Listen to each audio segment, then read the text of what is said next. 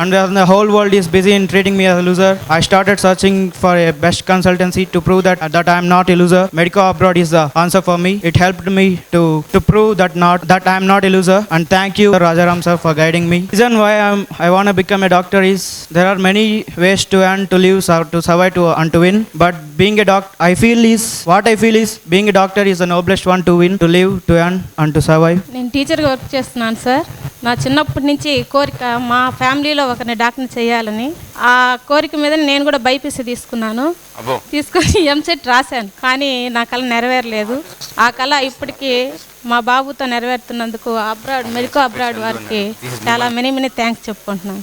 బాబును డాక్టర్ చేయాలనే ఉద్దేశంతో లాంగ్ టర్మ్ పంపించాము. బి కేటగిరీలో సీటు వస్తుంది. దానివల్ల మనకు ఖర్చు దాదాపు 80 lakhs అంచనా వేయడం జరిగింది. అందువల్ల నెక్స్ట్ ఒక ఫ్రెండ్ ద్వారా రాజశేఖర్ సార్ లాస్ట్ ఇయర్ మా ఫ్రెండ్ వాళ్ళ అబ్బాయి చదువుతున్నాడు.